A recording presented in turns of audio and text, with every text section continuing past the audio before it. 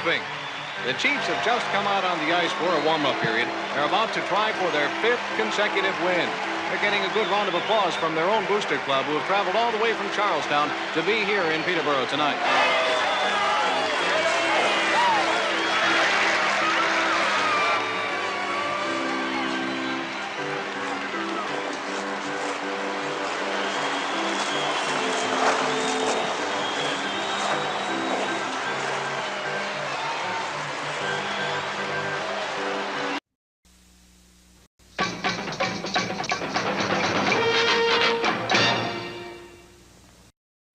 If you're looking to buy or sell a home, make your next move a power play with Mike Burgoyne of Real Brokerage Realty. First responders, veterans, doctors, nurses, teachers, and yes, Let's Go Blues Radio listeners get special rates. Visit strikewithmike.com or email him at mike@strikewithmike.com and score big today.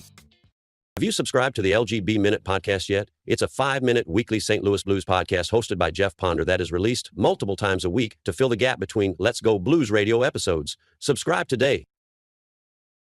So awesome, so handsome, so smart, you'll agree. Kurt, Jeff, and Bill are on TV. It's radio on TV. Oh yeah, it's radio on TV. From St. Louis, I am Jeff Ponder, and I'm joined by Sweet Enola Gay. It's Bill Day. Kurt Price is still facing allegations. We're bringing you the often imitated, never duplicated, "This is my United States of whatever," the original St. Louis Blues hockey podcast, Let's Go Blues Radio. This is the 27th episode of season 15 and the 555th episode of all time. It's Wednesday, April 8th, and we're coming to you live. Tonight, we discuss the Blues' recent home-and-home series with the Avalanche, a certain center getting third star honors of the week, and the Blues locked up a young defenseman. All that and more on this, whatever, episode of Let's Go Blues Radio. Can you tell what horrible 90s song I heard before the show started? No. No. No. No. There was a point in the 90s that I tuned out, but Do you really not remember that song? How early 90s are we talking? Oh, I think we're talking maybe 95. I'm gonna have to look it up. United States of whatever. It was, let's see, what year was this? Oh my gosh, 2002? Really? Yeah, I definitely don't know it then. Yeah. Well, there you go. Yes, it was a horrible song. I recommend you listen to it just so you can laugh about how awful the song is. I think it's meant to be kind of awful, but yes, it definitely did not stand the test of time, as it was somewhat a popular song when it came out. What song is it? It's literally called "The United States of Whatever." Okay. Yeah. And it's literally like guitar riff, guitar riff, guitar riff, and then he's like, so then I was walking down the street and I saw Jan and she was like, "Hey, you," and I was like, "Whatever." And then it's like guitar riff, guitar riff, guitar riff. And then I went to the movies and the guy was like, "You got money?" And I was like, "Whatever." Like, that's literally the whole song. I mean, it sounds like something I probably would have liked. Yes, maybe. Liam Lynch. Yeah. Liam Lynch. Yes. I think, again, one-hit wonder for sure. Yeah. I have a thing for one-hit wonders. So I'll check it out at some point. Do that and let me know how much you laughed at it. And literally the chorus is him just going, "This is my United States of whatever." And it's just ridiculous. Anyway, enough with that. Bill, how are you, sir? Oh, watching the Blues' playoff hopes just go away. We started the night at 0.5%. A live stat would probably have us lower than that because Celebrini's already scored in the Sharks-Oilers game. So, well, as it's at 0.5, so we'll see if that changes later. We'll check it later for sure. So the Oilers just got a power play, so it'll be even here quickly. Yeah, let's say they got a guy that can score on that team. Yeah, just one though. Yeah, just one. Yeah. So yeah, I'm doing okay. Okay, good to know. All things considered. All right. All right. Well, awesome. For me, yeah, nothing. Duxie's One Hit Wonders. Yes, Duxie's Midnight Runner. That is my mother-in-law's favorite song. Which is so weird to say, but yeah, I remember we were at my sister-in-law's wedding, and that song came on. And for those who don't know what we're talking about, it's "Come On, Eileen," and yeah, she got up and started dancing like crazy, and I looked at her husband, my father-in-law, and I'm like, huh. It's like she's got an affinity for this song, huh? And he's like, this is her favorite song. I know it's weird, but this is her favorite song. And I'm like, no way. So like every time we have a couple drinks, I turn this song on for us to dance around to. So she appreciates it. But Nice. I'm with you. One hit wonders for sure. And that's one of the reasons I think I love Real Big Fish is they make a lot of jokes about them being one hit wonders. They have one song called One Hit Wonderful. And the very beginning of it, you just hear Sellout playing. So I love that kind of stuff too. I'm with you. Nice. Fountains of Wayne. That's a good one. Yeah, I mean they were one hit, but they were a cult band. So Yes, there's they that. were. Yeah, most of my favorite one hit wonders are like 80s things. And right on cue, Connor McDavid has died the game. So there we go. Yeah, like the Vapors turning Japanese, and you know that's my sweet spot. So That's some good stuff. Yeah. I like them all. 80s music in general, I love. It's such a weird time in history, and I'm here for it. Yeah, our the channel.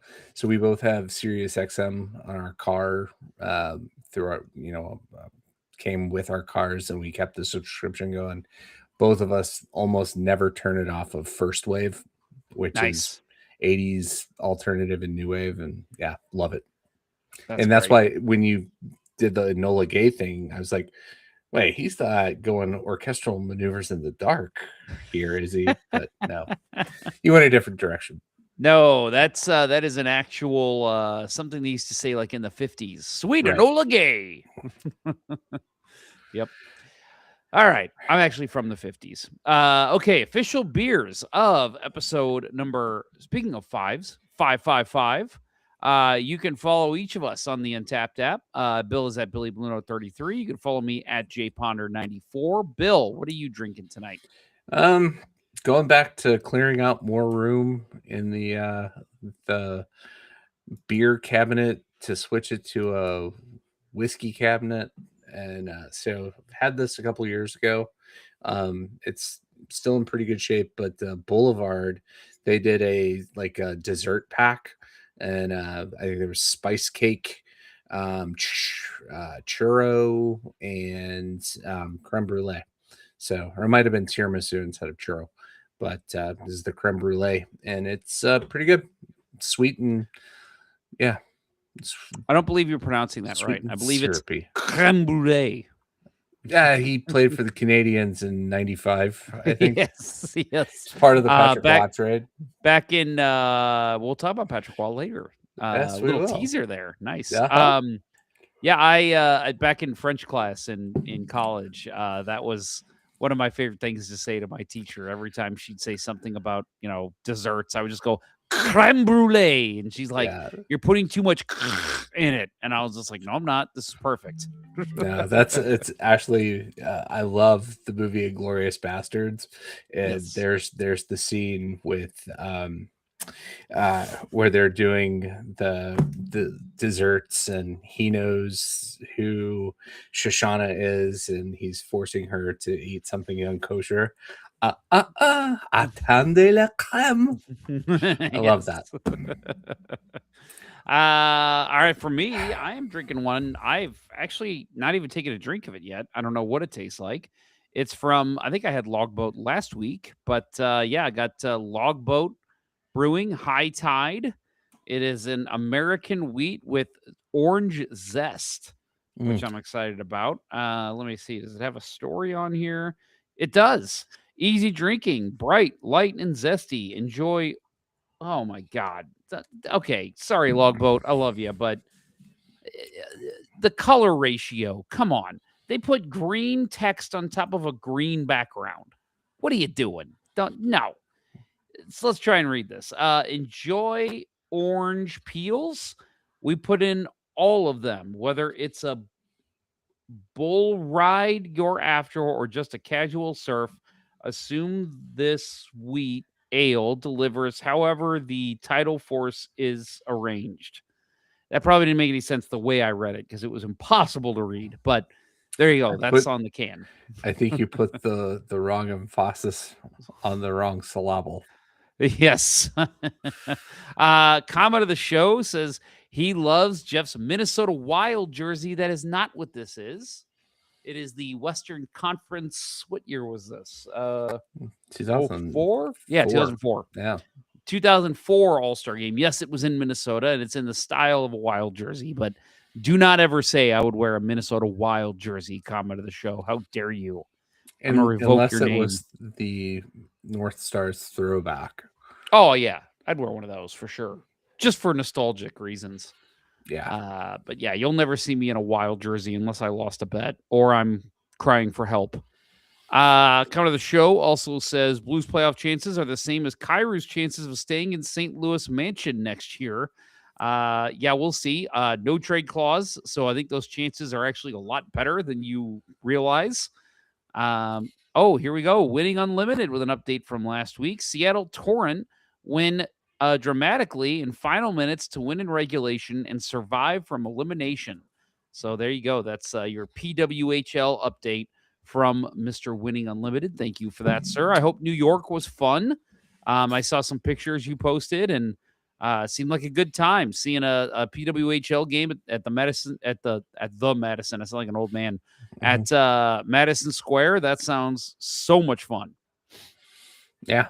And I saw some of those posts too. He was part of the history setting sellout. Yeah, that's pretty damn impressive. Super happy that he got to be there. Yep, me too.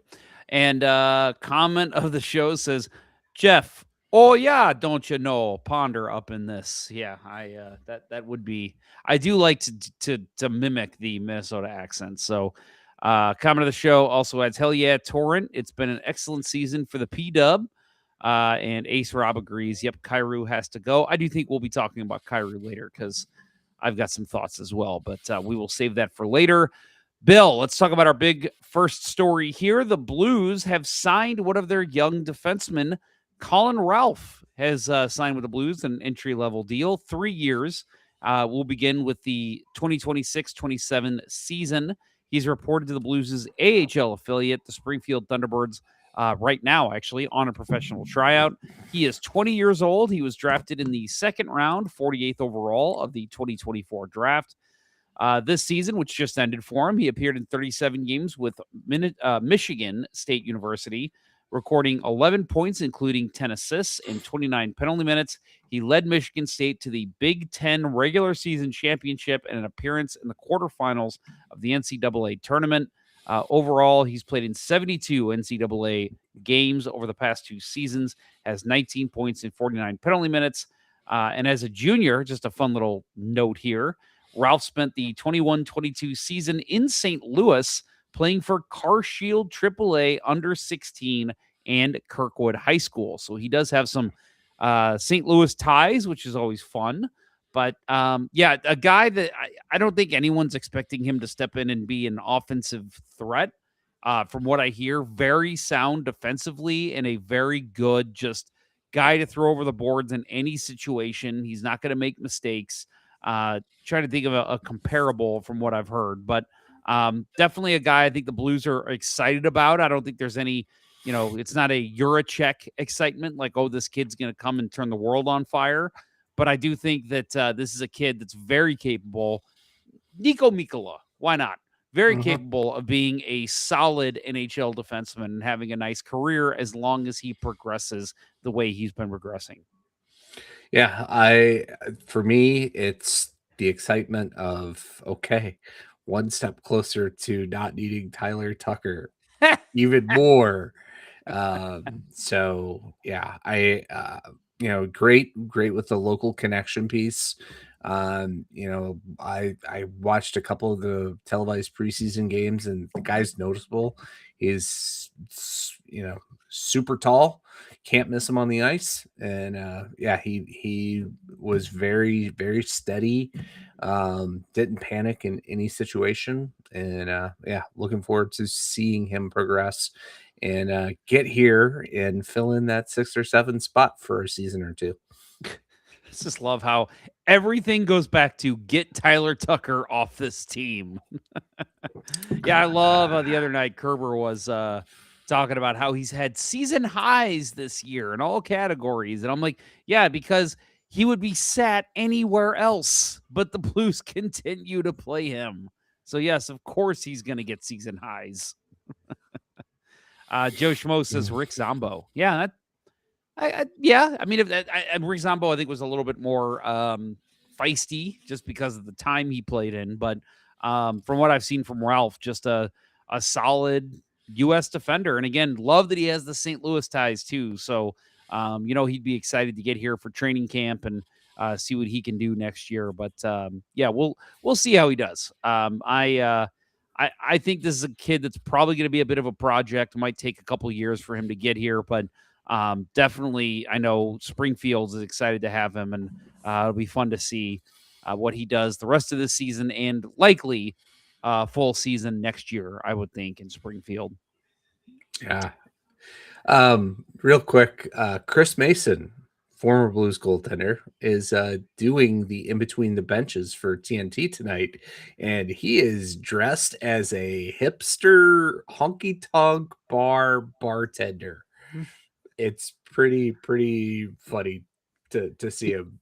He just interviewed Warsofsky.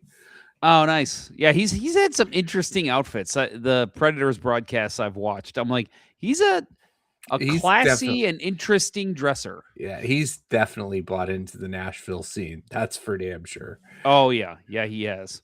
Comment of the show adds also about Ralph. Not a huge fan of Ralph from what I've seen. Give the kid a chance, I guess, but meh. Yeah, I mean, again, this kid's 20 years old. You never know what he could turn into. At 21, I believe, Martin St. Louis was, dropped from the Calgary Flames. Yeah. Yeah. And now he's, in the Hall of Fame and coaching in the NHL. So, again, I know that's the extreme case, but you never really know what could happen with these guys once they start. Some guys, it just clicks. Like, maybe they're okay in NCAA and juniors, and maybe they're okay in the AHL, but then they get to the NHL and something just clicks for them. So maybe that'll happen for Ralph here. Well, Bill, I think we'll go ahead and take our break. When we get back, we'll do our Let's Go Blues Extra that we've been doing the last couple shows, and we will talk about some Masterton finalists, and of course, the Blues had a couple games this week that we will go into a little bit of depth about.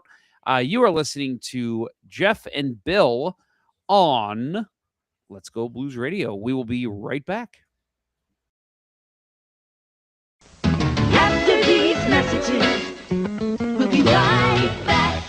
What are you doing? Have you not subscribed to the Let's Go Blues Minute yet? Do it wherever you get podcasts. It provides a daily look into the St. Louis Blues, filling the gap between Let's Go Blues radio shows. Go to Spotify, go to Apple Podcasts, go to Friendster. I don't care. Just subscribe and get fresh blues content daily. Do it. Like now. Every hockey team needs that clutch player who knows when to pass, when to shoot, and when to take charge. In real estate, that superstar is Mike Burgoyne of Real Brokerage Realty. Whether you're buying your first home or selling your current one, Mike skates circles around the competition with his knowledge, hustle, and down-to-earth approach. And here's the real zone ability. If you're a first responder, veteran, doctor, nurse, teacher, or even just a loyal Let's Go Blues radio listener, you'll score special rates when you work with Mike. Got questions? Fire them at him. He'll answer quicker than Bill Day's glove hand. Obstacles in your way? He'll plow through them harder than I would in a goal-mouth scramble. And when it comes time to close, he'll put it in the back of the net faster than a Kurt Price shot from the slot. So don't just settle for an ordinary realtor. Get the MVP on your side. Visit strikewithmike.com or email him at mike@strikewithmike.com today. Mike Burgoyne, the real estate teammate you can always count on.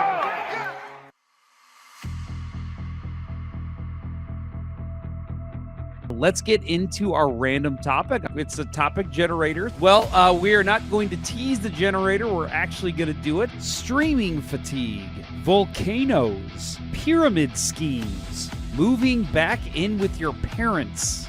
I have no idea. But he spent like up to $5,000 for my bow tie. Wow.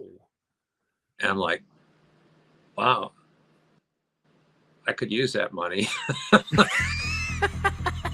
So you need to realize that only the largest departments in the country have their own SWAT teams, okay? And it popped and it hurt, man. I went down and I didn't want to blow the tape. There's some things I've decided I will not do anymore, okay? Riding a bike uphill, don't want to do that. Ooh, yeah. And now, back to Let's Go Blues Radio, the longest running St. Louis Blues podcast with Price, Ponder, and Day.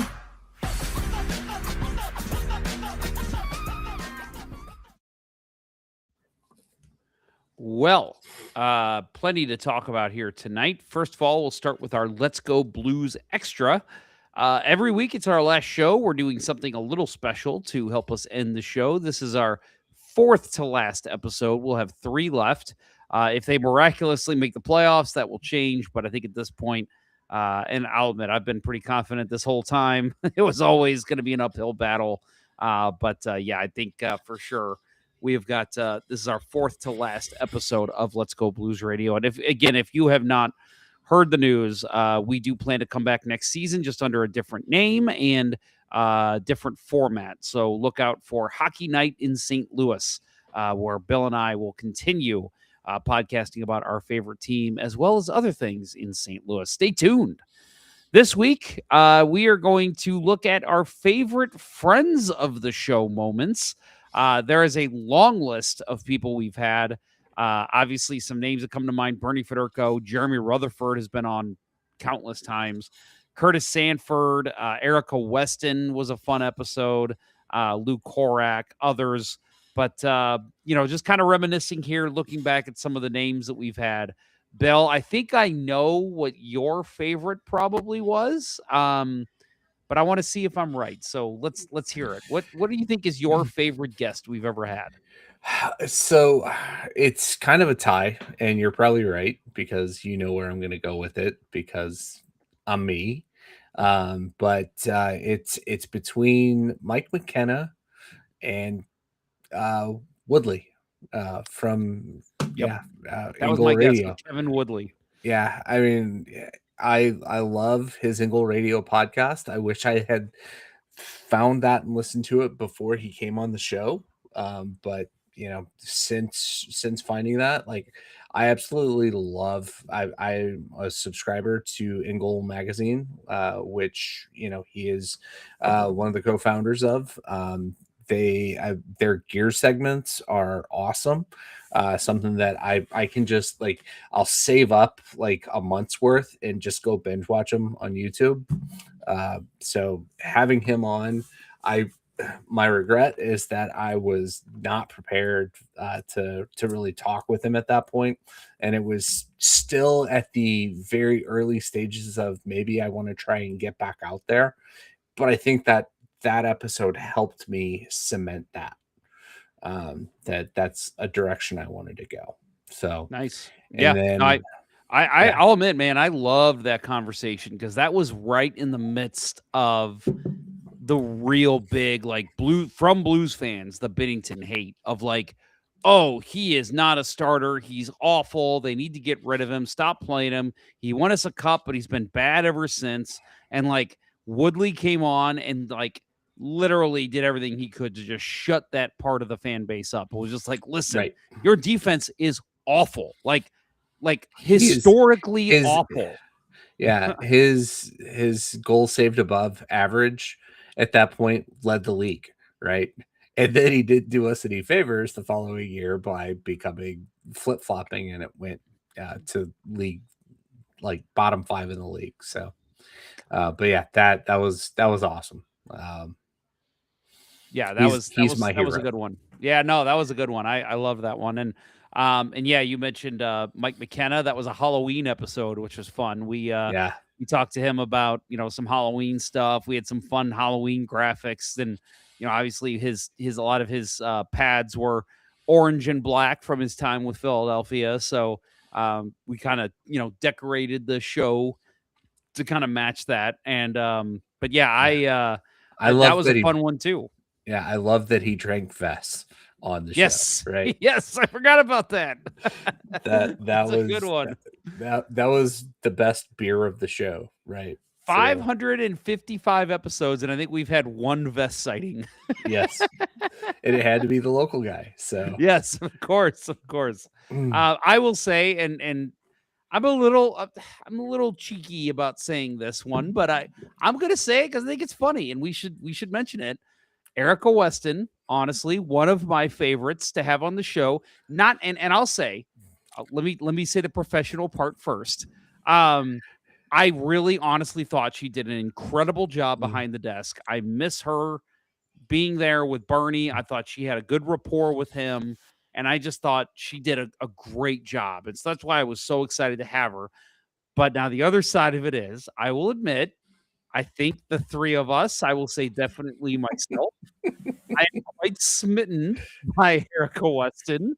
And so when she came on, that was, of course, our Christmas episode. And for those of you who have listened to the show before this past Christmas, Kurt, Bill, and I always used to get together for our Christmas episodes and exchange gifts. And we would literally have like a bottle of whiskey or rum or whatever in the middle of the table, and we would be slamming off that the whole time. That episode, we almost went 4 hours.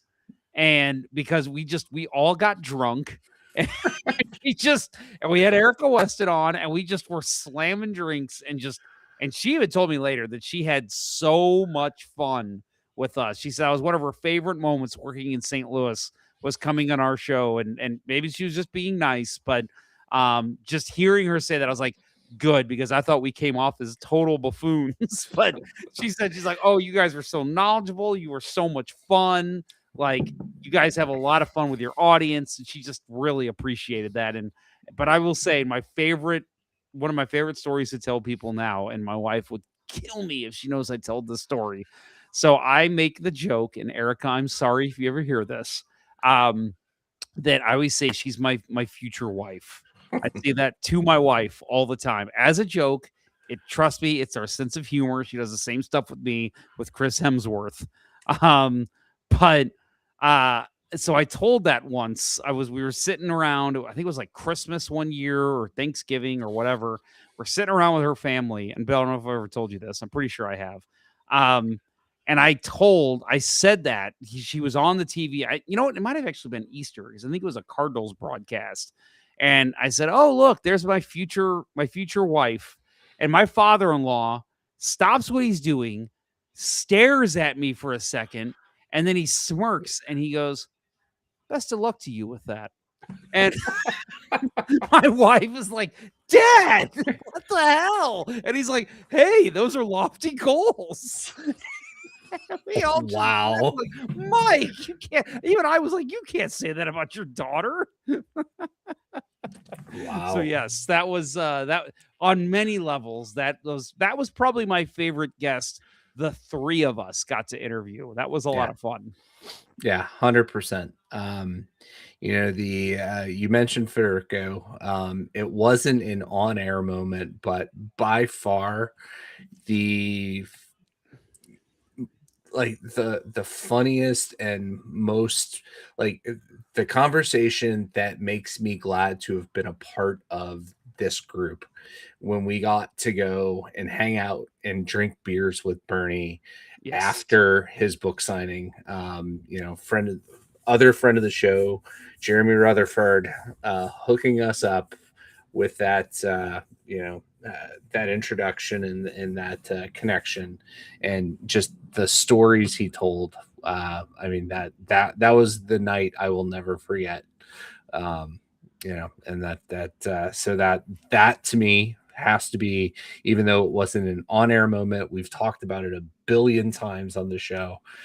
That's got to be right up there too. Do you still say I'm taking a shit, or do you now say I'm having a shit? I have reverted to taking, but I laugh every time it comes, you know, it dawns on me like, oh, that's right. That is actually incorrect. Thank you, Bernie.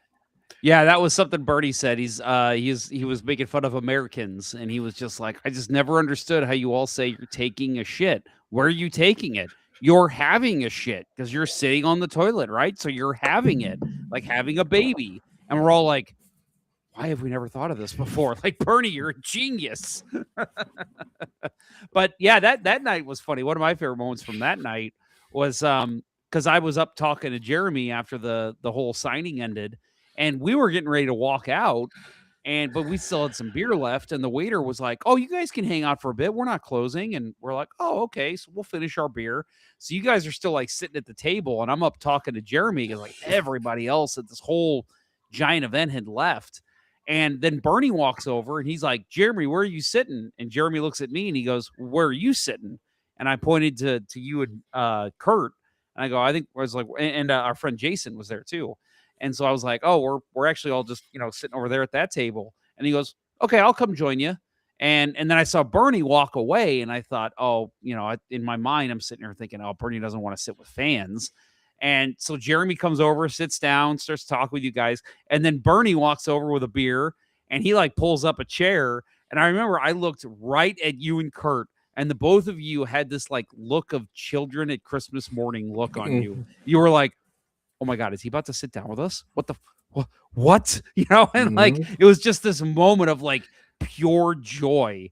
And again, like you said, to hear those stories, that was one of my favorite nights ever. It was a lot of fun. I had similar nights like that in the press box a few times, but that one was like with my buddies and like totally unfiltered Bernie too, you know? So like that was incredible. So yeah, I'm with you on that one.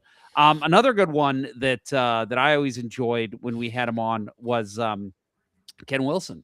He's done our intro. I remember that. That was one of the, for those of you, I think I've told this story real quick. I'll tell it again. But I literally, so I heard him on the Frank Cusimano show. It was at the press box. He doesn't do it anymore, but I heard him on and I was like, that's Ken Wilson. And I knew his producer. And so I messaged Frank's producer and I said, I got to ask, I have looked up how to get in touch with Ken Wilson. I never can. How did you get in touch with him?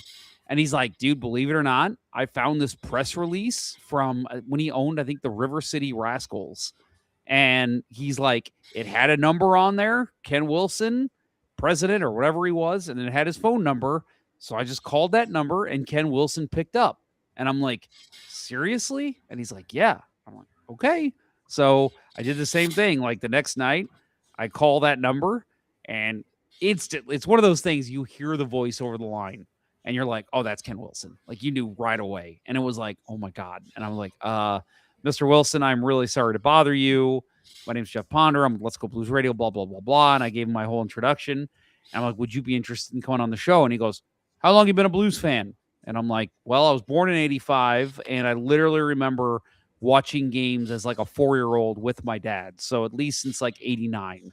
And he's like, oh, so you heard a lot of my glory calls. And I said, yes, I did. And he goes, all right, I'll come on. And I'm like, that's all it took, you know? And so he's like, when do you want to do it? So like we scheduled, it was during COVID. So he told me, he's like, literally, because he lives in Hawaii. It's like, all I'm doing all day is sitting on my porch, drinking tea and looking out into the ocean. I would love to come on and talk about my glory days with the Blues. And so he was the most genuinely nice person. And at the end, I remember even asking him, man, I hate to ask this, but would you mind doing like an intro for us? And he's like, of course. And he's like, name of the show, Let's Go Blues Radio, right? And I said, yeah. And he goes, what are your other two host names? And I go, Bill and Kurt. And he goes, all right, here we go. And I was like, That's all he needs. And he just, and you've all heard it, the intro of like, when I something about like when I listen to hockey podcasts, I have to tune in to Let's Go Blues Radio. It's the only place the Blues fans should listen, or whatever he said. And I'm just like, this is all off the top of his head. Like, yeah, it's incredible. Yeah. Yeah, I know, Kurt and I told the story like, towards the end of his career, he was mailing it in, or towards the end of his time in the Blues broadcast, he was mailing it in.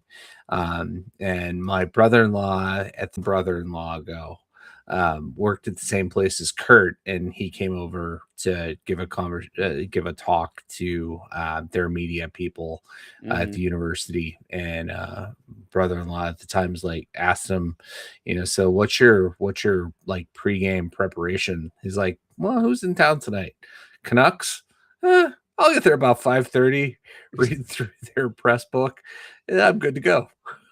And then it was the Canucks, and at the time, Jim Hewson was the voice of the Canucks, and that guy is the consummate professional. I one time, like, I couldn't convince my buddy. We drove downtown from work to try to get something, and I saw a tall, lanky dude walking. I'm like, that's Jim Hewson. Pull over. I want to ask him a question. But I don't know who that is. And he just kept driving. I'm like, son of a bitch.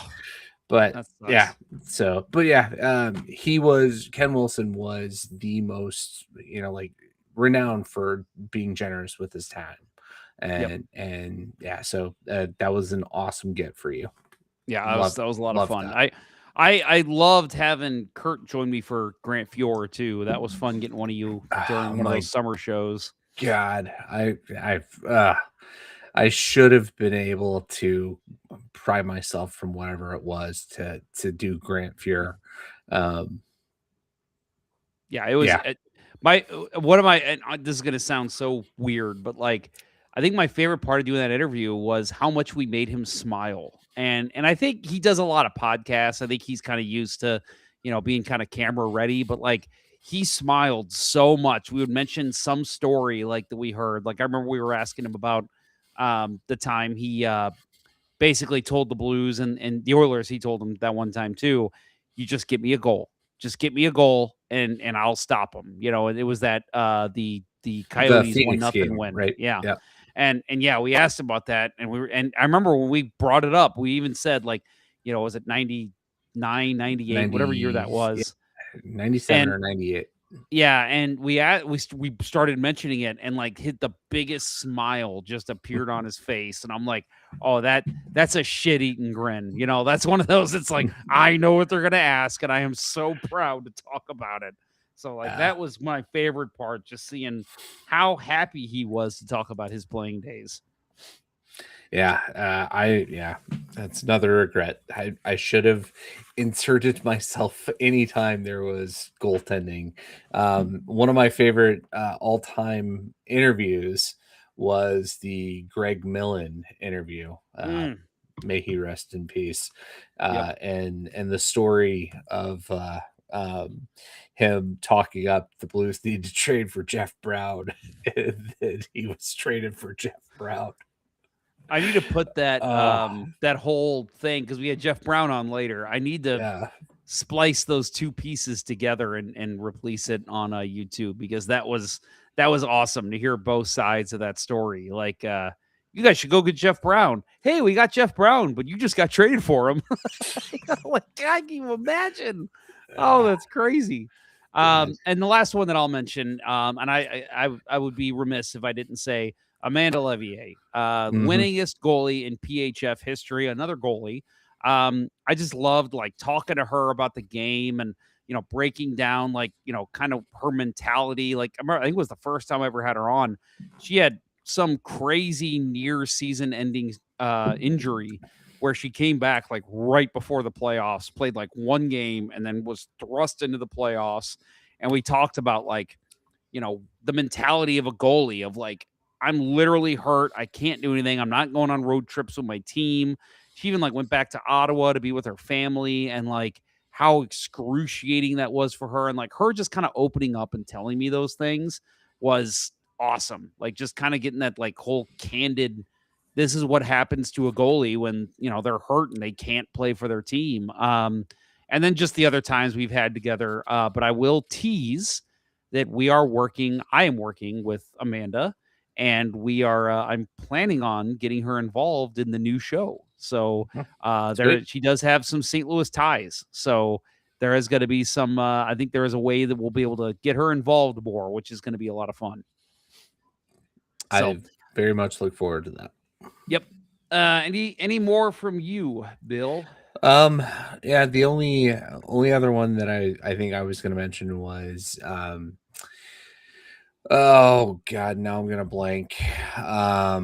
When we had the Stephen, God, I'm blanking on his last name. I had it earlier. The artist, Stephen Walden. Yeah. And I almost said Stephen Amell, who was Green Arrow, WB. Yeah, no.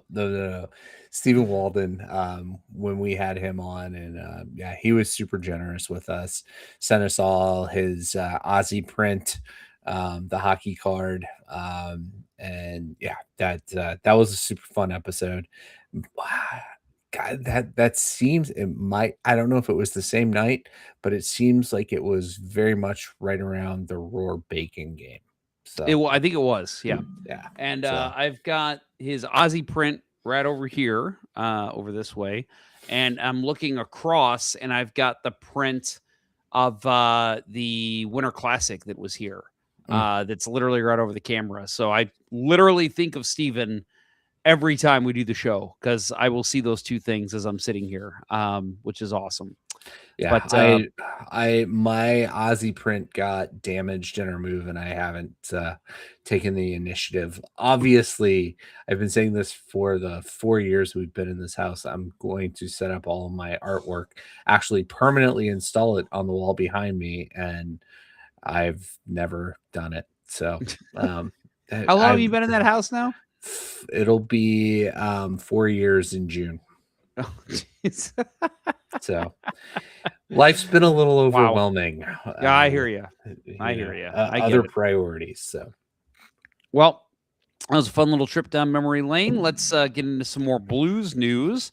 The Bill Masterton finalists have been announced. For those of you who might not know what that is, it's awarded annually to the player who best exemplifies the qualities of perseverance, sportsmanship, and dedication to hockey. Each team submits a player, and every year it's voted on by the players of the team.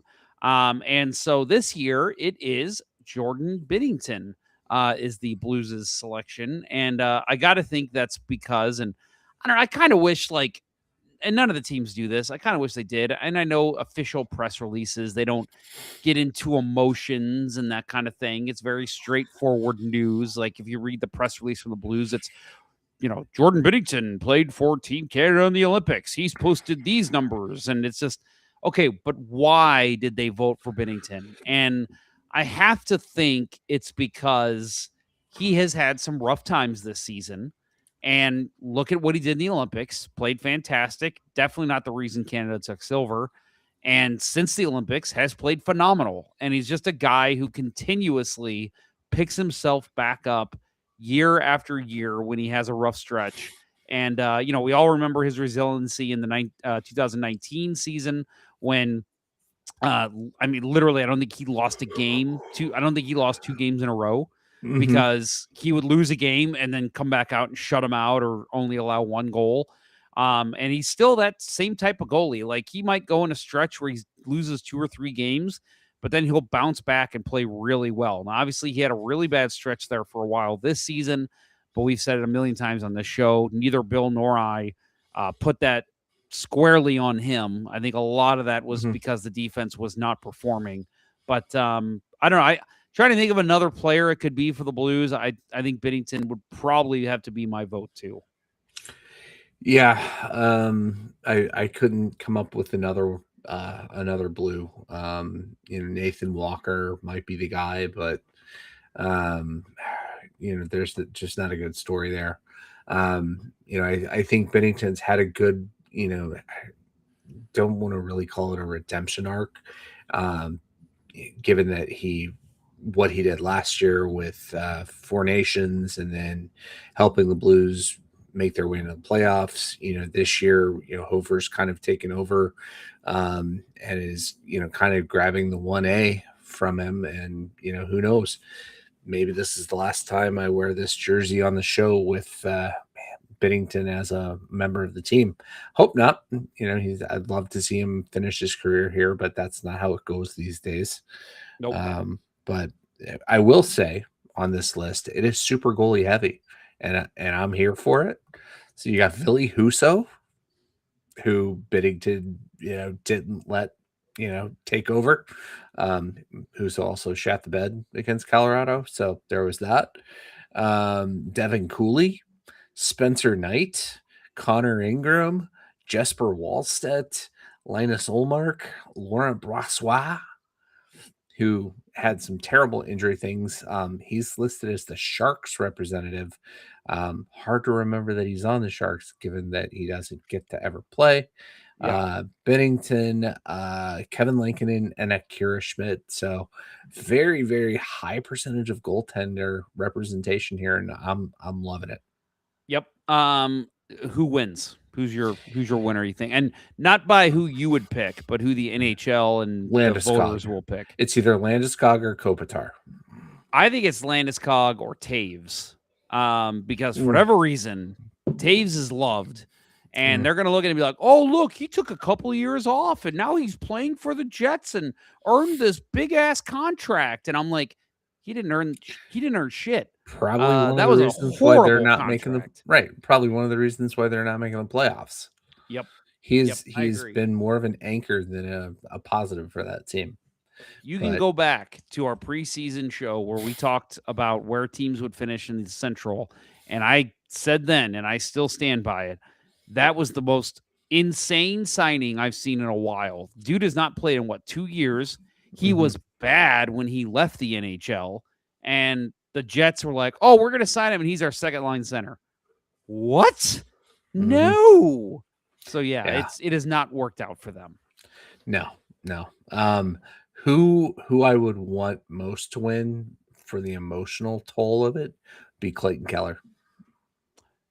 Yeah, given local guy that had the dealt with the tragic death of his father over Thanksgiving, and he's going to take that team into the first round of the playoffs for the first time in several years. So that would be my emotional pick. They're a new franchise, Bill. What are you talking about in several years?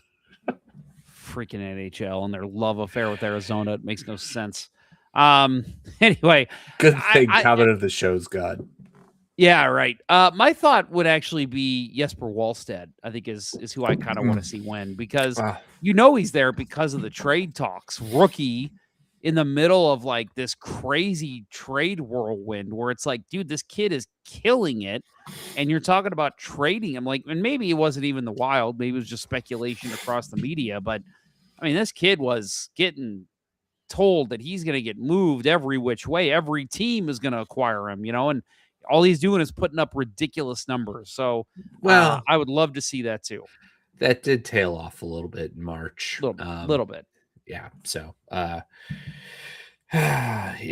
he was a great fantasy pickup while it lasted. Yep, that's true. All right. Well, Robert Thomas was named the third star of the week, which ended last week, April 5th. Pittsburgh Penguins forward Ricard Raquel and New Jersey Devils forward Jack Hughes were named first and second star, respectively.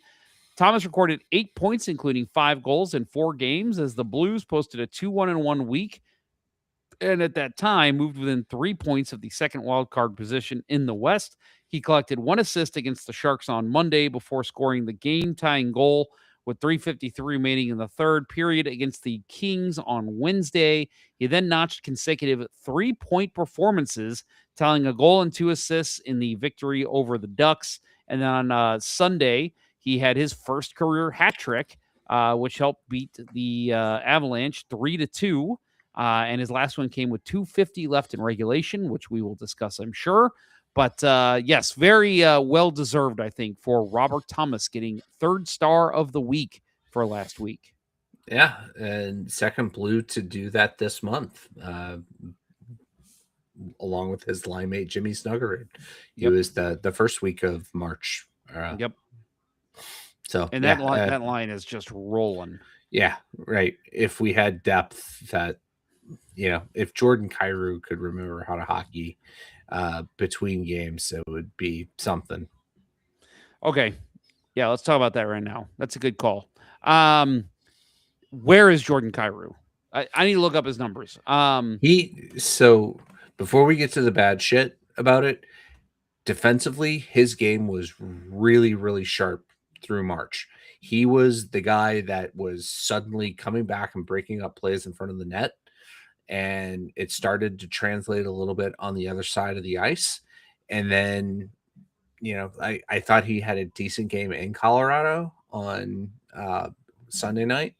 And then last night, he's Jordan Kyrou of old and can't handle a pass, can't do anything right. And it's so frustrating when the Blues needed him to step up, he stepped back.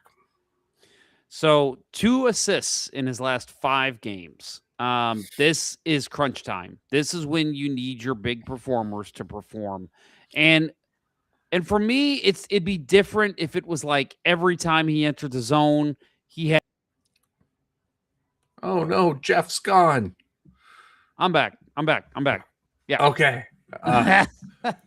You were getting banned for shitting on Kyrou's play. Yeah, how dare I talk good about everyone's favorite player? But no, I just he's just not creating opportunities for himself or anyone else. And they've put him on different lines. They've tried him with different guys. Obviously, I'm glad that Montgomery finally learned he has to have Thomas and Kyrou split up for Thomas to be effective at all. And I just don't. This is it for me. I'll admit, the last couple games, and I said this in the first Colorado game, because in Anaheim they put up 6 goals, and Kyrou was part of one of those goals. He got an assist, and I'm like, okay, an onslaught of 6 goals on a good team in Anaheim. This is where your stars are probably stepping up, right? Jordan Kyrou nowhere to be seen in that game. Like I said, outside of the 1 assist. And for me, it's like, I'm done. I'm done with Jordan Kyrou. We have seen what some of these other wingers can do. Dylan Holloway has stepped up big time. Jimmy Snuggerud has played well. We got a couple other guys. I know he's a center, but Dalibor Dvorsky has played better. It's just he's getting overshadowed.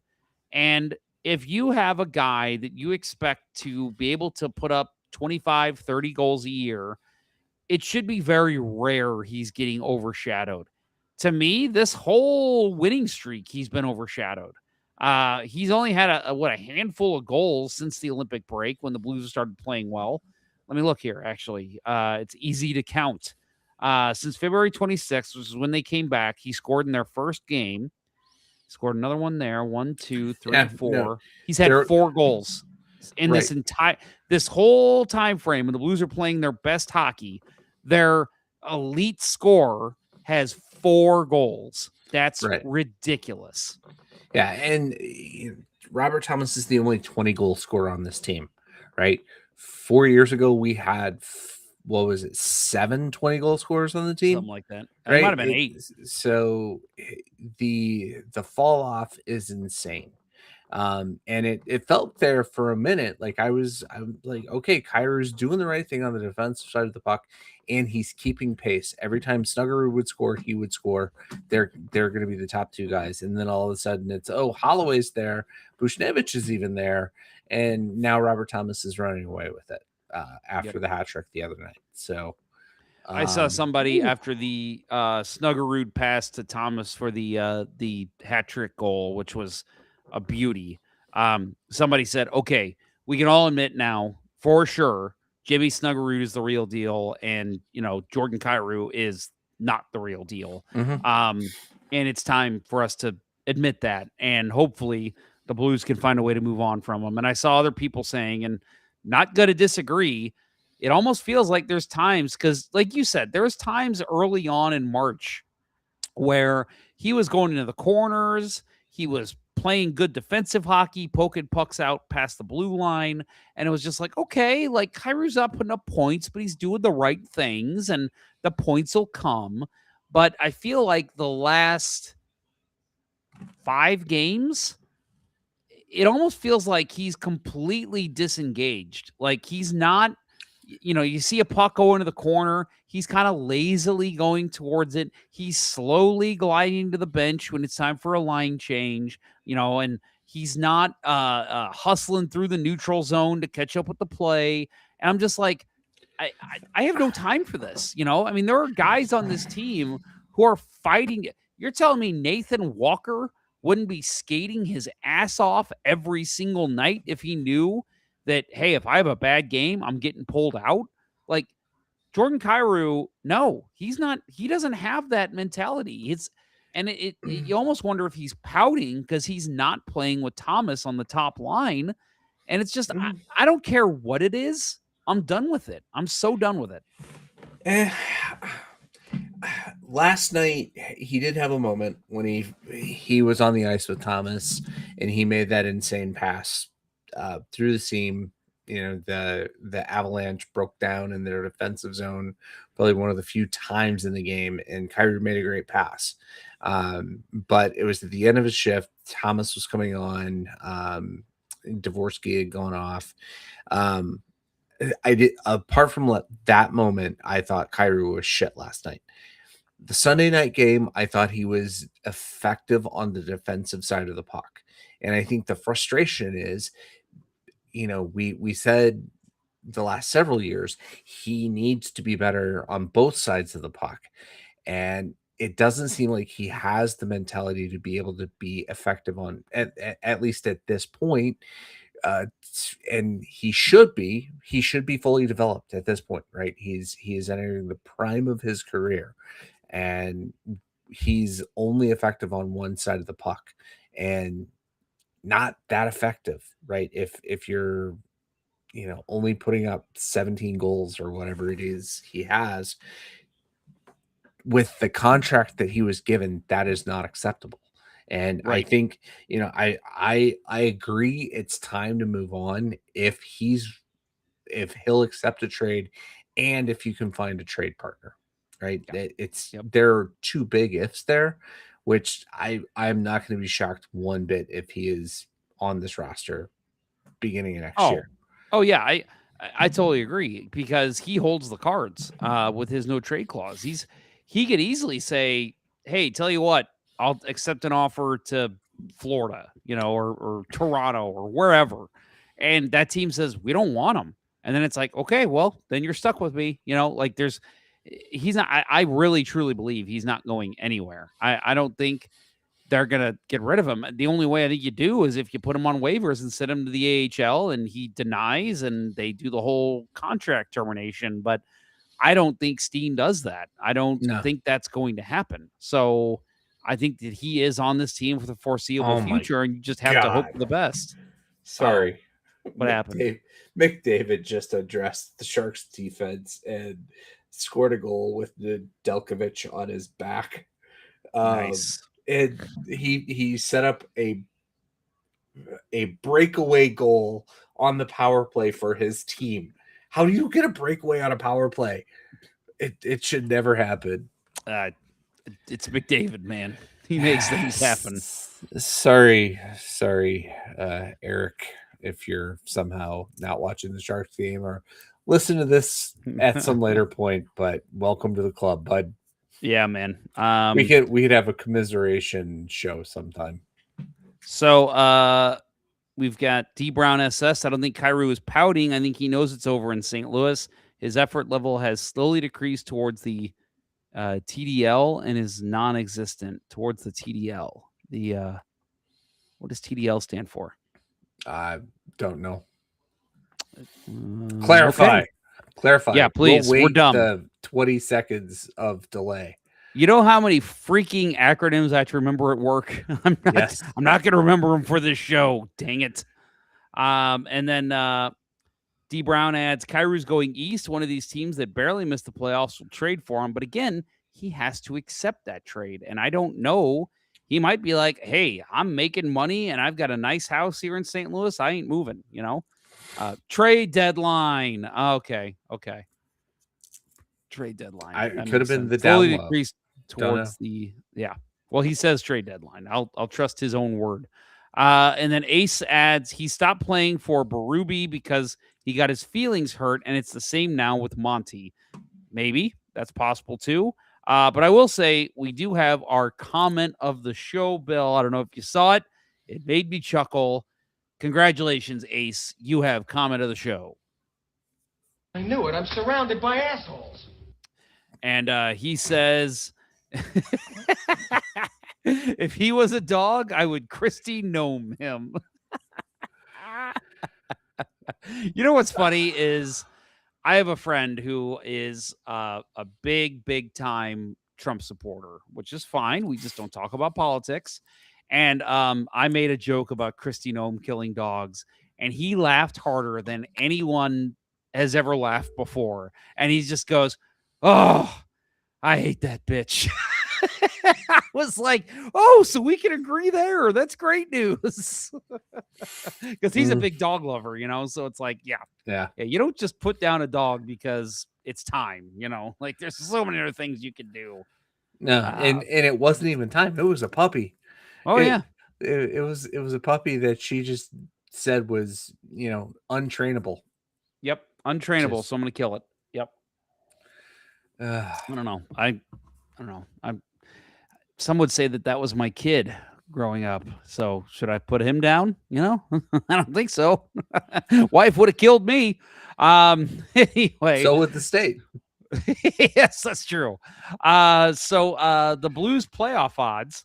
Right now, Money Puck, last week we talked about it. They were at 5.2. At one point I saw they were up to 8 point something this past week, but I did not mark it down. Now they're at 0.5%. Market 8, dude. I probably should have. Hey, Austin Lynch in the chat. He says, hello. Austin, we talked earlier about our favorite guests and friends of the show we've had, and somebody in the chat mentioned you and said you're probably looking up at us right now and smiling, which I guess means you were in hell. So, that's where you belong probably. But, yeah, so 0.5% now. And somebody asked earlier, and there was a little bit of chatter in the chat about Detroit, where they're at. Right now, I believe they're at 14th. There is a chance they are going to finish, which is just kind of hilarious, that they are going to finish with more points than the division leader for the Pacific, and they might miss the playoffs. Like, whoa, that's crazy. The dichotomy between the two conferences, absolutely crazy. But I know a lot of people are complaining, saying, oh, it's a broken system. I prefer East versus West. I think it should still be 1 through 8, 1 versus 8, 2 versus 7. So that would not fix that problem. But you know what will fix that problem? A 1 through 16? No, them not pushing to get out of the Western Conference like they did. That's true. That's a great point. They would be firmly in the playoffs. Well, I guess they would be in the wild card because they'd still be in the Central. Yeah. But yeah, they would have the first wild card spot in the West. So anyway, but yeah, that is fun to watch. I do hope they miss because, again, that means that they will get a lower pick. I hope they lose out the rest of the season. But I will say that I hope, I think that the Blues have to win out at this point if they have any chance. They have to literally get 10 out of 10 points in the remaining 5 games, and they have to finish as strong as possible because I think if they lose one more game, they would be almost officially out. So if they have any chance, they got to win them all. And I think even then, it's a very big long shot that they would make the playoffs. Yeah, I said my piece with that last night that it's over.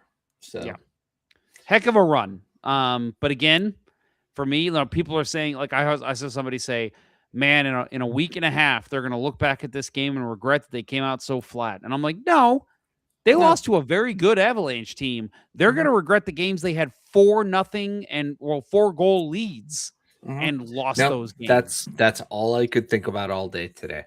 You know, that they don't deserve to be in the playoffs because of that. Yep, I agree.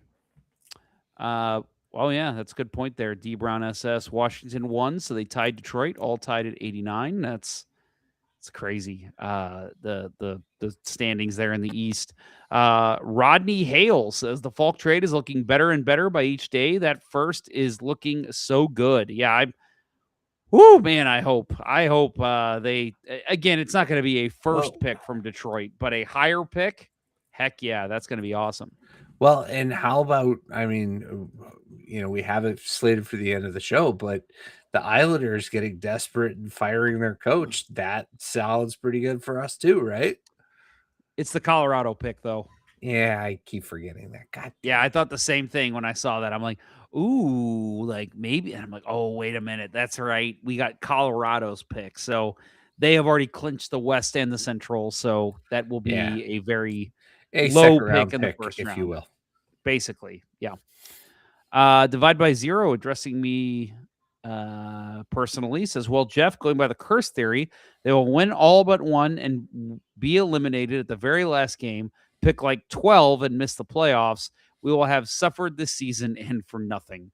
You know, it's hard for me to subscribe to that. I mean, I get the whole, we didn't make the playoffs and we got a low pick. It stinks. I agree that does stink. But for me, the last month of hockey has been so exciting. I will take exciting hockey with my team any day.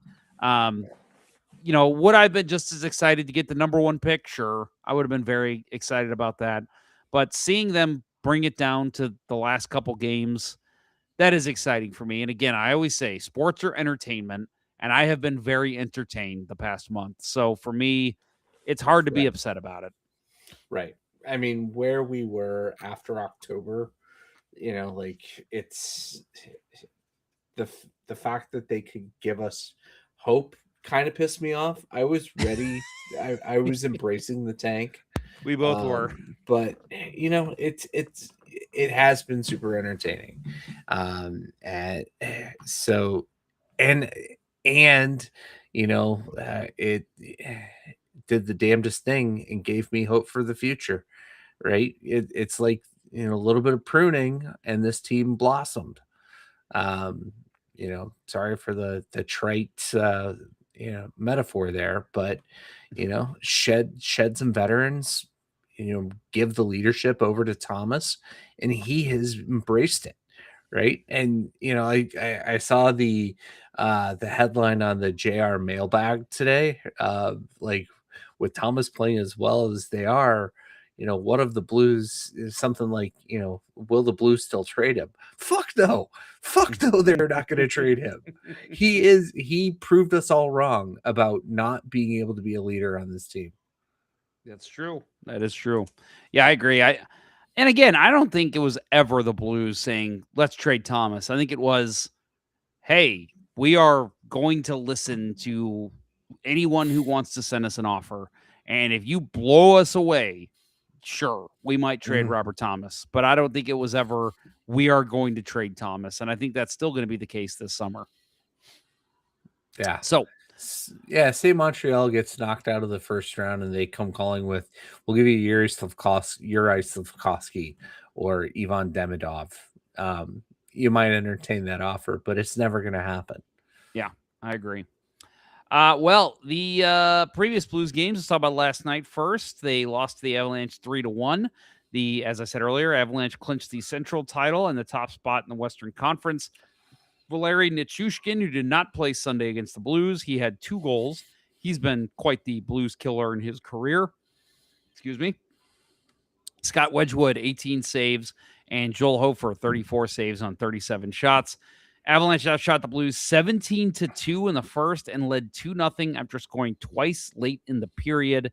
And then, of course, Robert Thomas was the lone goal scorer, had 11 points 11 points with 6 goals in a 6-game point streak. Again, goes to show how good he was the previous week.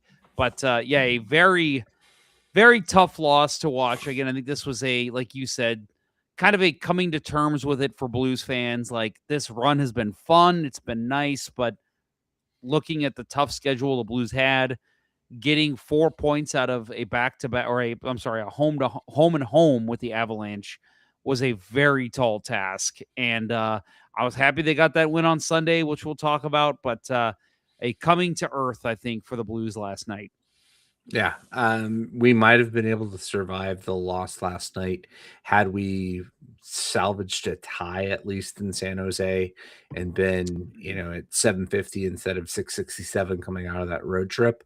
But again, the seeds of our demise were sown, way back when we gave up 4-goal leads twice in terrible collapses. So, it was a long shot. I think the narrative would have been super easy for all the writers. If the Blues are able to knock off the Avalanche in back-to-back games, the Cinderella story is starting to write itself. But the Avalanche came out, with a different game plan. The Blues did not. No lineup changes from the night before. I thought that, man, I was a little critical of Monty when I was watching the game, trying to roll out the same group when Colorado brought back 2 guys that would be total difference makers in this game. Nichushkin especially.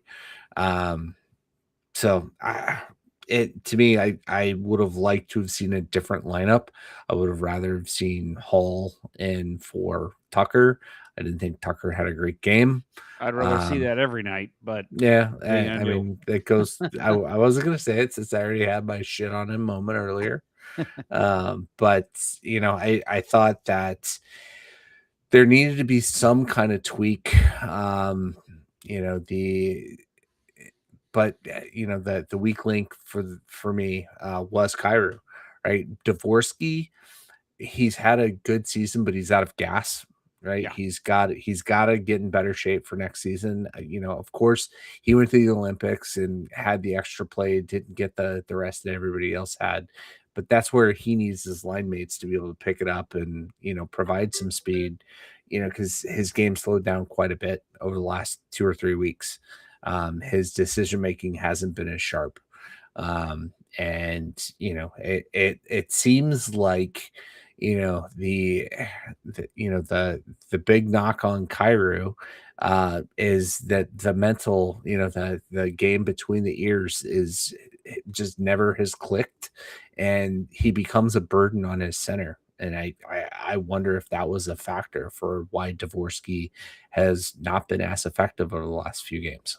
I mean, it's a fair assumption because, I again, we talked about when Kyrou and Thomas were always together. It was like, dude, Thomas looks like a shell of himself, and you get him off that line, and all of a sudden, I mean, he's playing with 2 young, speedy, hungry guys, but I mean, it's a night and day difference for Thomas when he's not with Kyrou. So, I think that's a fair assumption.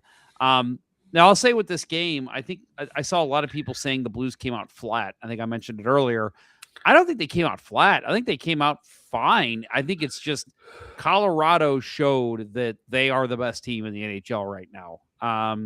They did not play a strong game against the Blues on Sunday. Like you said, they had 2 guys out of the lineup that are fairly key for them. And I just think the Blues, they kind of, and they had a very emotional win the night before against Dallas.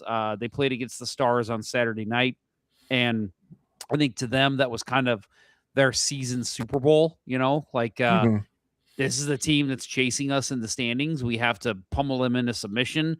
And then after that game, they were like, oh yeah, and we got the Blues tomorrow night. And again, I'm not, trying to say anything with the Blues' win. I think, Blues played a great game and deserved the win. But I think we saw a rested and ready Avalanche team last night. We did not see that on Sunday. And again, 17-2 in the first period.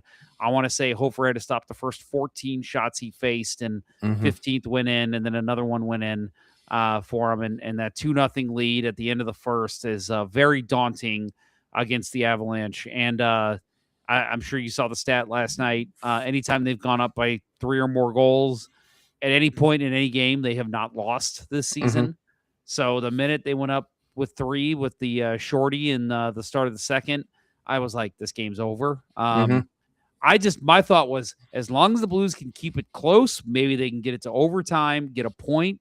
That would be huge. But Thomas scored, and then it was after that, it was Avalanche lights out. They just shut the Blues down. And again, just best team in the NHL.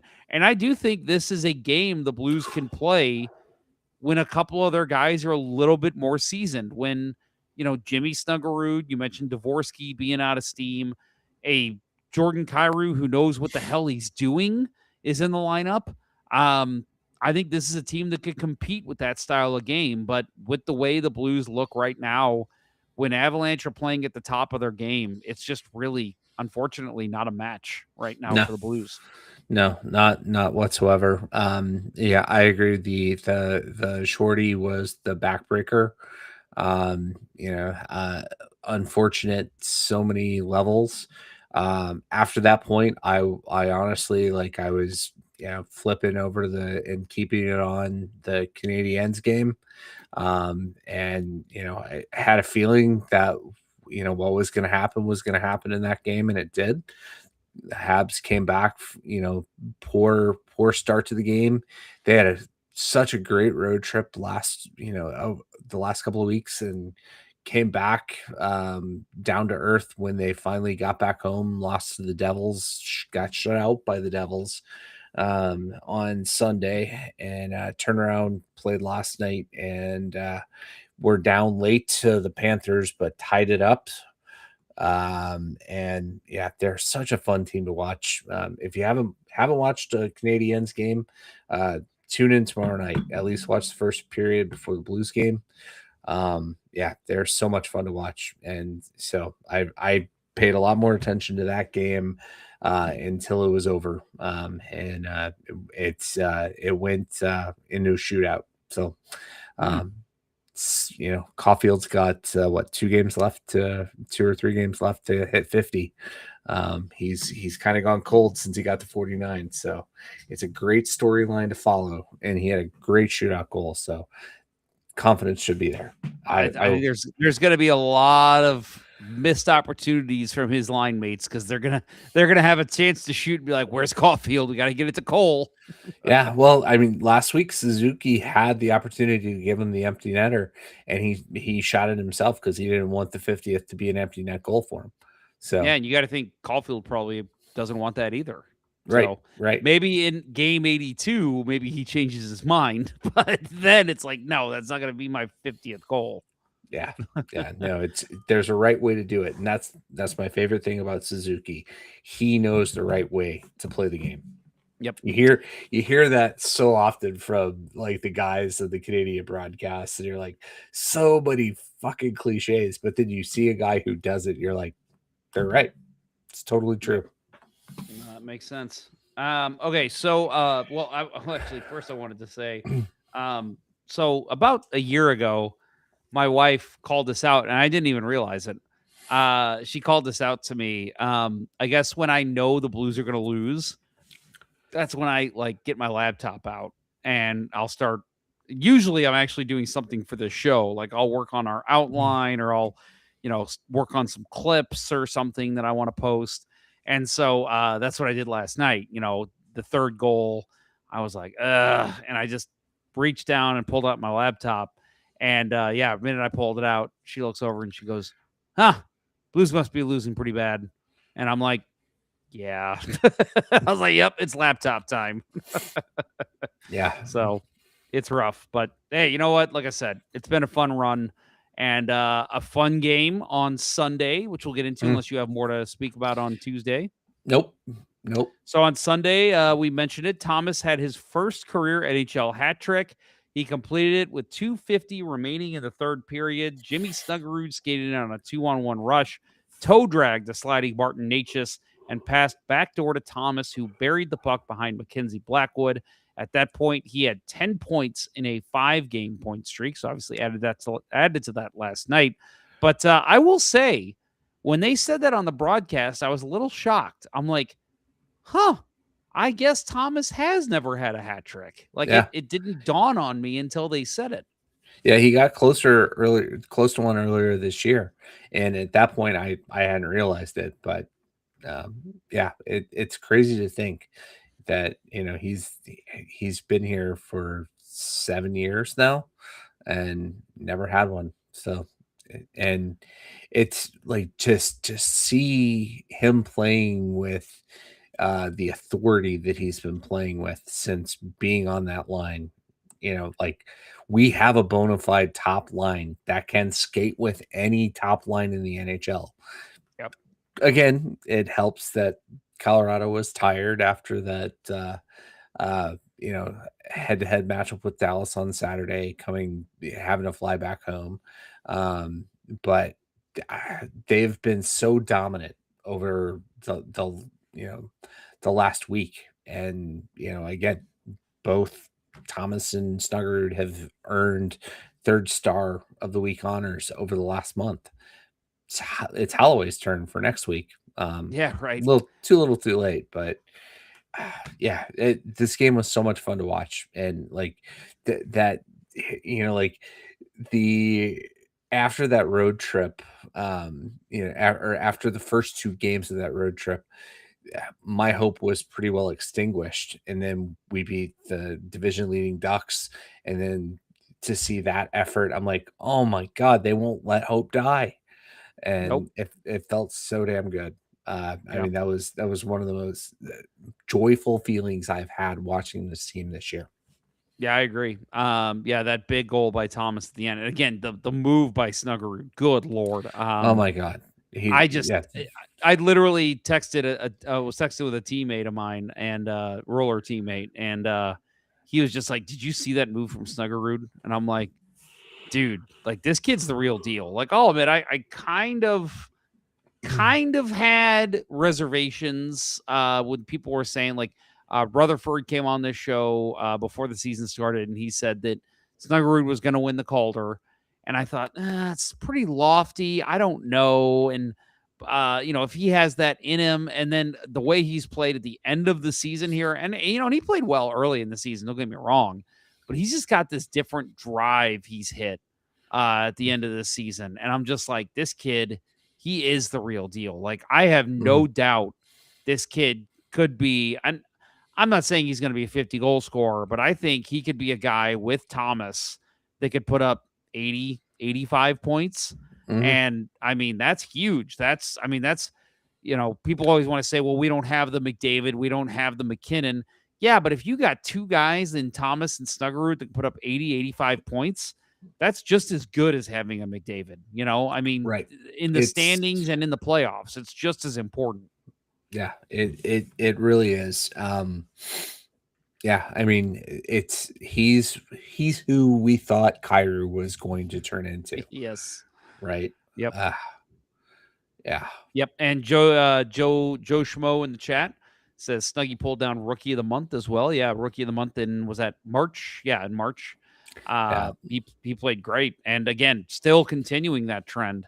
And we're not even talking about Dylan Holloway, who has burst onto the scene. We were talking about him earlier in the year. Like, what happened to this guy? Did that injury just absolutely knock him out?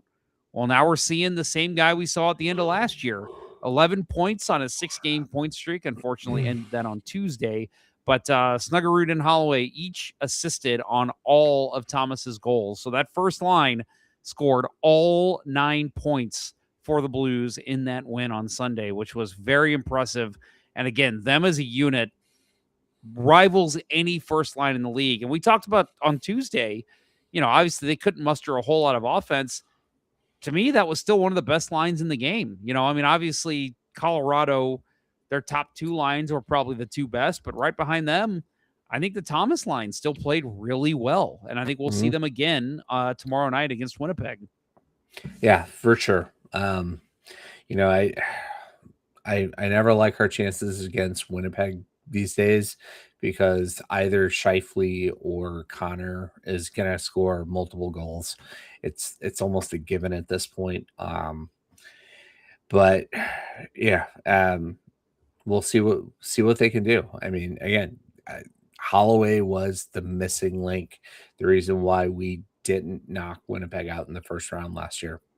Yep. Apart from Buchnevich, Oh, having the brain fart. Nope. No, we're not going there. Yeah, but he would have been the difference maker to make that not let Hellebuck get back in that series, right? Yep. Agree. We would have just barnstormed them out of it in 5-6 games. So yep, I agree. So real quick, we'll mention the other 2 games of the week. So the Blues did beat the Ducks 6-2, a pretty dominant win last Friday. At that point, they'd won 12 of the past 13 against the Ducks, including 7 straight at Honda Center. Dylan Holloway had 2 power play goals. Robert Thomas with a goal and 2 assists. And Suter and Parayko each had a goal and assist. That's right. There are more players on this team, folks. It's not just those 3 guys. So yeah, Pew Suter and Colton Parayko a goal and an assist each. Jake Neighbors and Philip Broberg had 2 assists each. At that time, Broberg extended his point streak to 7 games, including 6 assists, and that was tied for the 3rd longest by a St. Louis Blues defenseman since 1994-95. Joel Hofer, 25 saves on 27 shots. Pavel Buchnevich missed his first game of the season. Montgomery said they wanted him, quote, at his best for the back-to-back with Colorado, which I'm not going to complain about how he played. They played him on the 4th line, thought he looked okay. Added a little punch to that 4th line, a little offensive punch. And a player that we haven't mentioned, and I'll say this real quick, is Jack Finley. I have really liked his game. Yeah. I think he's played very well. No, he like the penalty kill statistics since he joined the team. Like, we have gone from league worst to top 5 in the league, penalty kill wise, right? He was a guy who's like, okay, free waiver pickup, it looks just like his dad, wears the same number. It's a feel good pickup. No, he has been effective on the defensive side of the puck. He is one of the guys that has helped resurrect that part of this team's game, and he has been, just a great find. Whether it was Steen or Armstrong, whoever the scout was that said, no, get this. If he's available, get him for free on waivers. You won't regret it. Beauty move. Yep. Just, I agree. So I underscored. agree. Really solidifies that 4th line. So on Wednesday last week, the Blues lost that one to the Kings 2-1 in overtime. Trevor Moore won it with 1:56 of overtime left. Thomas, of course, tied it with 3:53 left in the game. And Jordan Binnington, 24 saves on 26 shots. So unfortunate loss, but obviously big to get that point to go into overtime. Yeah, just bad matchup with Trevor Moore versus a flat-footed Jonathan Berggren. Moore's just got blazing speed, and Berggren's a great player. Another great waiver find for the Blues that has helped resurrect this team and send him in a new direction. But wrong time to have him out there. And he got smoked on that. He did. He got absolutely burned. Well, next up for the Blues, again, we mentioned it tomorrow night, Thursday, they will play the Winnipeg Jets at 7:00 at home. I will be there, so hopefully they can get me a win. Saturday, April 11th, they will play the Blackhawks in Chicago at 4:00. Monday, they play at home against the Minnesota Wild. Then on Tuesday, April 14th, they play at 8:30 against the Pittsburgh Penguins, and that is their final home game, which is such a kick in the cans for the Blues because they do the jerseys off the backs too. So a Tuesday 8:30 game, and then all these fans that are getting their jerseys. I mean, it's going to be great. They're going to be happy either way. But yeah, you're not leaving the rink till like midnight. So have fun with that. Right. And out of all the games for the second last game of the year to be a non-conference game, earlier in the season, you're like, it's the Penguins. Who cares? The Penguins are one of the hottest teams in the league, right? Yep. So my fantasy team, I am getting walked out the door in the championship because the guy that I'm up against has Raquel and Crosby, and I can't win. I've lost every single night, and it's disgusting. The Penguins are just, oh my God, they're an amazing story. Don't think they'll get far in the in the first round, but we are on pace for a Flyers Penguins first round matchup at this point. Two resurrections, in season resurrection stories. It's pretty amazing for the Blues to get them for the second last game of the year. That is just, what the fuck, NHL? What is this schedule? Yep, I agree. Yeah, it doesn't make sense for many reasons, but yeah, for the Blues to get them at this point, woo, that's a tough draw. So again, we'll probably have our next show on Wednesday next week. That's the 15th, tax day. So we'll remind you to file your taxes. At that point, it'll be too late. Yeah, can you see Hard that? to see that. Let's see, McDavid 189. That's my 189 to 126. I'm getting my ass handed to me. Oh, that's tough, buddy. So Thursday, they close up the season, April 16th, 7 o'clock in Utah. And a couple quick notes we wanted to get to with our Around the NHL rapid fire tidbits. The Devils fired their president and GM, Tom Fitzgerald, the other day, and the New York Islanders fired Patrick Waugh as their head coach, and they hired our old friend, Peter DeBoer.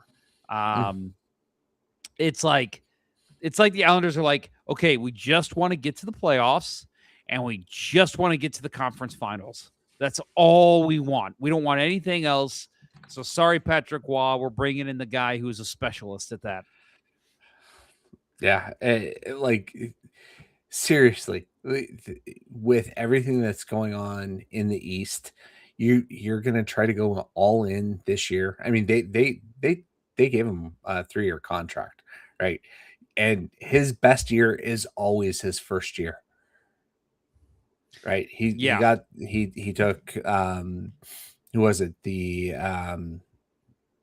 Panthers.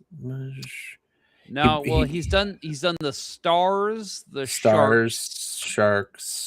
He did somebody in the East. The Devils. He took the Devils to the Stanley Cup final in his first year. The Sharks. And yeah, I mean, so, but now the thing was, the reason why he got fired in Dallas is couldn't get him past the conference final. So yeah, it's just a head scratching move to me. And yeah, they're like, so what are the Islanders are behind the Blue Jackets. And like the Capitals tied them tonight. So it's like, seriously, like, I hate it because I'm a lifelong Patrick Waugh fan. I think he had a great redemption story as a coach coming in and helping this team. But fuck yeah, Matthew Darche, the storyline I read the other day is Matthew Darche is not fucking around, and it's an interesting move, and I wasn't not a fan one of I'm it. a fan of. No, I don't either. I just think Patrick Waugh's gotten you here. I think he's kind of gotten blood from the stone with this team. I'm not saying they're a bad team, but I don't think they're as good as they've been playing. And so I get wanting that, the coach bump that you get, but to me, it's like it's unwarranted. So what? So you can make the first round and lose? I just don't get it. To me, it's like your long term with Patrick Waugh as your coach is what the plan should be. I mean, I get you went out and got Braden Shen and went out and got a defenseman too, I believe. I can't remember who it was, but yeah, I get that you made acquisitions for this season, but I mean, to completely fire the guy who's gotten you to this point, I don't get it. It seems very knee jerk. Like we've got to do something, otherwise I'm going to get fired or something like that. Not a fan of that move either. And I'll say for the Devils too, I get it. I think at some point somebody has to be held accountable, But I've always, the last couple seasons, I've liked the roster that Tom Fitzgerald has put together. This team just can't figure it out. Like, you look at that lineup and you're like, that's a Stanley Cup potential right there. You know, like that could be a team that goes all the way. But this team just, for whatever reason, I don't know if it, I mean, obviously they've switched coaches a couple times. I don't know if it's the leadership in the locker room, if it's the goaltending. I don't know. There's something that is stopping this team from succeeding. And maybe it is the president and GM. But to me, I'm just like, I look at that roster construction. I'm like, I can't figure you guys out. Like, why are you so bad? And, but obviously they're deciding to go in another direction. They haven't hired anyone in his place yet. I'm sure they'll name someone by the draft, but they're going to take their time finding someone, which is a smart thing to do. But yeah, just to me, I get it. I understand it, but I don't have to agree with it. Yep. Yeah. Head scratcher. They're both head scratchers. Yeah, but like you said, teams are desperate this time of year. I guess the Islanders really want to make the playoffs so they can hurry up and lose. Yeah. I mean, they sneak in and get the Hurricanes. I mean, good luck. Yeah. I mean, good on them for wanting Matthew Schaefer to get exposure to the playoffs right away. Right. He's runaway rookie of the year. I don't think it was runaway as many people have made it out to be. I think Beckett, Seneca, and Ivan Demidov have a lot to say in that conversation, but it's such a long shot. I think more than anything, they knew that Wah wasn't going to be their long-term guy, and DeBoer was going to be the most in-demand guy in the offseason. So they went ahead and made the move. There's going to be a lot of coaching turnover when this season's over. It's kind of going to be, what do they call it? It's the Monday after the Super Bowl in the NFL when all the coaches get fired. Oh yeah, I forget what it's called. It's going to be it's going to happen similarly in the NHL this year. I think so too. I think right when the season ends, you'll see a couple, and then I think even after a couple playoff series, we might still see a coach or two get let go from teams that lost. So we will see. But Bill, I think that's it. Got anything else to add for the show? No, I think we've set our piece, if you will, for this week. We have. Yeah. And guys, we have 3 shows left. So we will do a show next week before the Blues close up the season on Thursday against the Utah Mammoth. We'll do our season wrap-up show like we normally would, and then we will have an extra show the following week, and we'll just kind of close up Let's Go Blues Radio. No idea how that show is going to go. That could be 30 minutes. It could be 4 hours. I don't know. We'll see. Hopefully not 4 hours, though. Yeah, we'll still have to work out how it's going to work out. But, yeah. Got some things planned we're working on, so we will we'll have fun either way. So hopefully you'll join us live for that one. So thanks to our incredible sponsor, StrikeWithMike.com. That'll wrap up episode 27 of season 15 of the original St. Louis Blues hockey podcast, Let's Go Blues Radio. Thanks for listening, and thanks to those who participated in the YouTube and Facebook live chats during the live show. Make sure to follow us on YouTube, Facebook, all those places, on the socials at LGB Radio, and follow, and subscribe to us on YouTube, Facebook, and Twitch. You know, I probably should stop pushing that so much since we're about to close up the show. So probably follow us if you want, whatever. For Kurt Price and Bill Day, I'm Jeff Ponder, and this was Let's Go Blues Radio. Until next time, everyone, let's go Blues. Let's go Blues. It's been fun. Have fun, Patrick Waugh, because you'll be hired next season.